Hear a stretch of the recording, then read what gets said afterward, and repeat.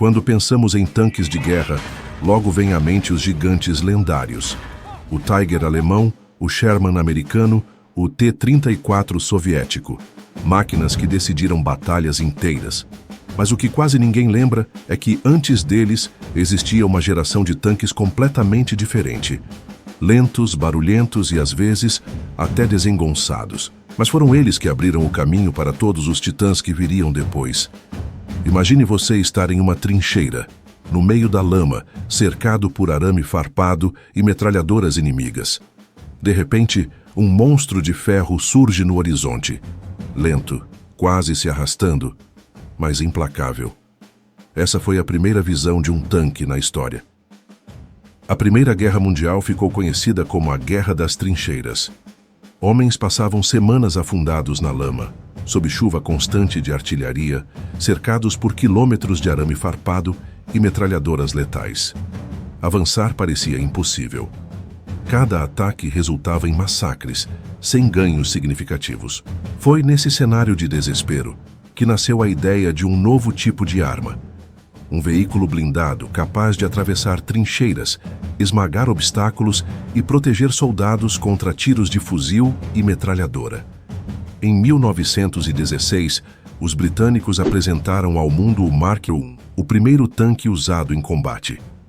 Seu design parecia estranho, enorme, em formato de losango, com lagartas que envolviam todo o casco. Era lento, alcançando pouco mais de 6 km por hora, e frequentemente quebrava antes de chegar à batalha. Mesmo assim, o impacto psicológico foi gigantesco. Para os soldados que viam aquela massa metálica avançando pela fumaça do campo de batalha, parecia um monstro saído de outro mundo.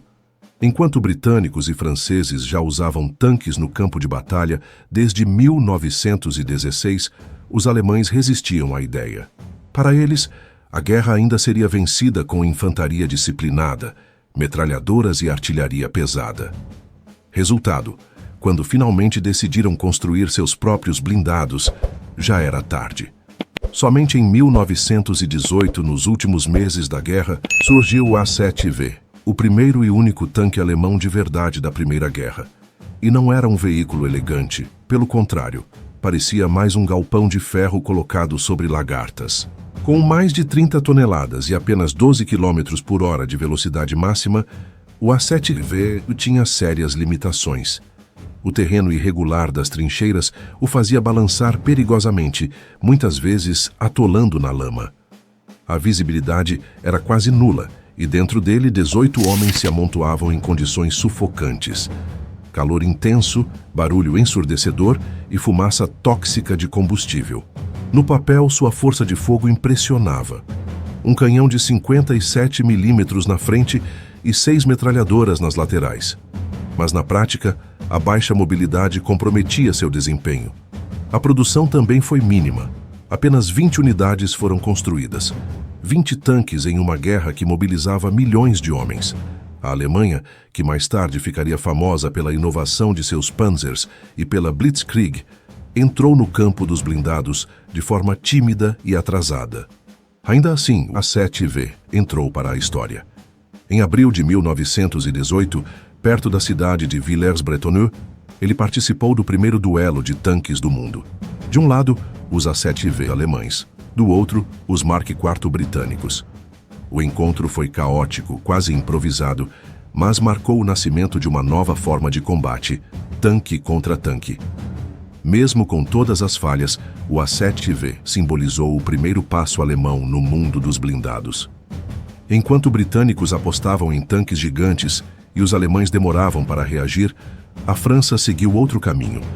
Em 1917, surgiu o Renault FT, um tanque pequeno, barato e extremamente inovador. À primeira vista, ele parecia simples demais, apenas 2 tripulantes, pouco blindado e com velocidade limitada. Mas o segredo estava no design. O Renault FT foi o primeiro tanque da história com uma torre giratória completa, permitindo que sua metralhadora ou canhão leve apontasse em qualquer direção, sem precisar mover todo o veículo. Essa característica, que hoje parece óbvia, transformou o Renault FT no verdadeiro pai dos tanques modernos. Ele era ágil, manobrável e muito mais eficiente no campo de batalha do que os gigantes pesados da época. O exército francês produziu mais de 3.000 unidades, e os Estados Unidos também fabricaram centenas sob licença.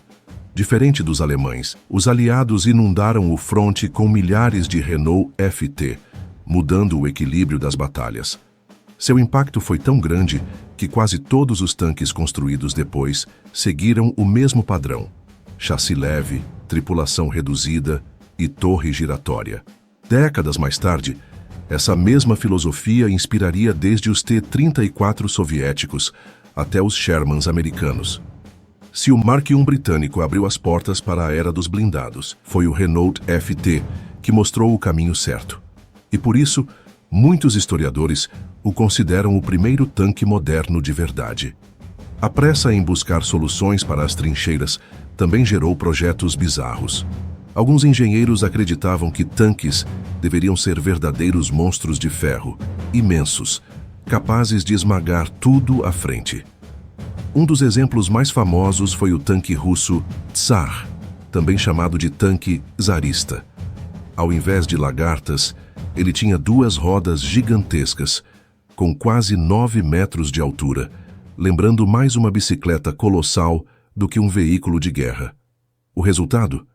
Pesado demais, atolava com facilidade e nunca passou dos testes. Outros projetos europeus imaginavam tanques tão grandes que se pareciam com fortalezas ambulantes, verdadeiros navios de ferro em terra, que não conseguiam sequer sair do papel. Esses experimentos mostram que, na época, ninguém sabia ao certo como deveria ser um tanque. Eram tentativas e erros muitas vezes desastrosas, mas que faziam parte do processo de aprendizado.